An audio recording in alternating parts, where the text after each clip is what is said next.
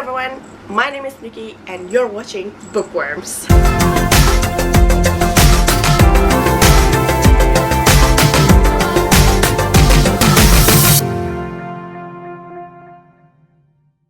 Okay, so today is a very interesting day, I would say, because I just uploaded our first episode of this series and I hope you guys watch it already. Or no, I don't know.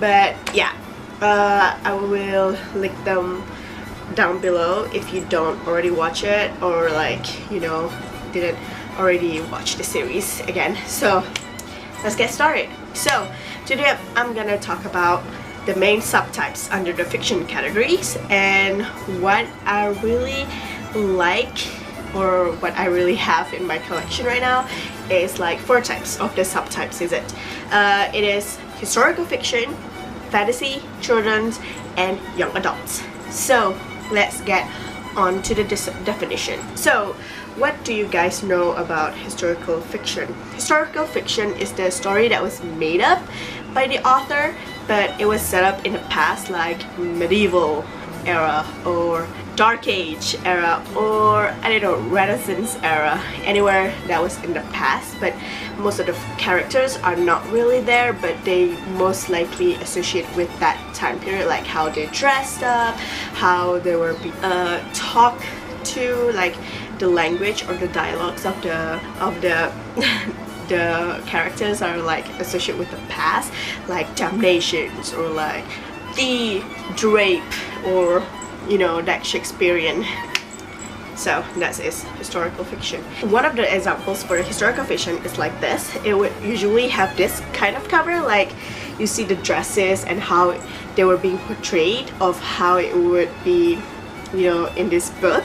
And then they also sometimes use this, like historical figures step into the past and let your imagination run wild, anything like that. And yeah, the writing is really nice. Sometimes they would associate with like Lord, Earl, Duke, or that kind of title if they were like set up in the British country. So this would be your historical fiction figures.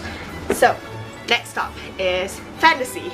Fantasy would that was any kind of book that contains like unrealistic settings such as supernatural or magic. Usually would be set up in the medieval times, such as Berlin. If you watch it, check out Berlin. That would be like fantasy drama series that was really great. I love it so much. I am Merlin. So it would also involve with the magical being, like dragons or magic or elves or fairies and this kind of stuff, or supernatural, like werewolves, vampires, that was set up in the Gothic era, or anything that associated with the medieval era. But that's how fantasy works. And one of the writers that really wrote great fantasy is Tolkien. So if you haven't read his books yet, it's real awesome. You should really read it. So one of the books that I have been reading about fantasy was this one. I have read this for 2 years and I haven't finished it, so you can see that I still have a long way to go. But anyway, this is like the fantasy book because it involved magic, and it was set in the medieval times, where it was based on the fairy tales. But I will not review it yet because I haven't done it, and I promise you guys on the Instagram that I will be reviewing this book, and it was really great. I'll see you on the next time, I guess. So I will be reviewing this, and also currently reading this one, the historical fiction, so I will be reviewing this too. So stay tuned for more. So that was like fantasy. And then we have children. Children is like a good trade quality books that was intentionally for children to read, so that they could become like me, I guess, become a bookworm. So it would get children to read books, because nowadays people like children, like I saw my cousin just playing with her father's phone, and it was really kind of sad, because they should involve themselves with books, because books are timeless and they have lots of things and benefits for them, which I totally said about that in the first episode, so go catch up if you don't know about it. But anyway, for me, it really helps my imagination and creativity to, you know, flows up and run wild. So this is two types of books, children books, that was like the poison apple books, and also this is like what I have in my collections or whatever after.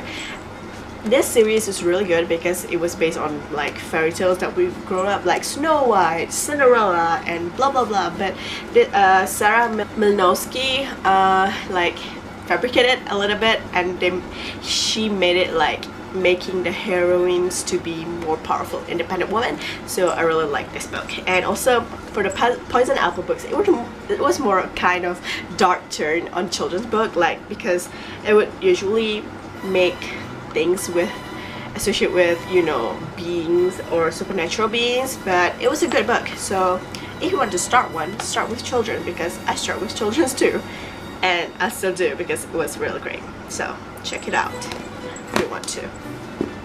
Next we have young adults. Young adults, I would say most likely people associate with who is the young adults books that were really popular, Percy Jackson and the Lightning Thief. If you haven't catch Percy Jackson series, you should totally read it. And then Heroes of Olympus, and then the Trials of Apollo. And also I have one here, which is Arusha and the End of Time. This is basically like Rick Riordan presents. It was based on the like Rick Riordan has really successful, and now he's making like new authors like Roshani Chokshi, which is based on Hindu mythology. So this is a really good book. If you guys really haven't read it, it was totally worth it. I bought it at Target and got 20% off. Anyway, young adults targeted at 12 to 18 for teenagers to read it. And then sometimes the characters and the action that was protagonists portrayed usually associate with their age, like 12 to 18. So at whatever this protagonist's age is, it would usually portray that. So that's all the types of there's a lot of subtypes, but I only have that, and that's for the example that I have. But you are welcome to explore more on your own on Wikipedia, because on the internet they have lots of more what is that called, more broader information about it. But this is like some of the examples that I can give it to you hands-on, what I have in my collection and what I've been reading for the past years, and how I got to be a bookworm. So yeah, it was pretty good. So thank you so much for watching, yeah guys. You have been good, and I've been excited to, you know, share with guys what I've been reading for the past few years and so on.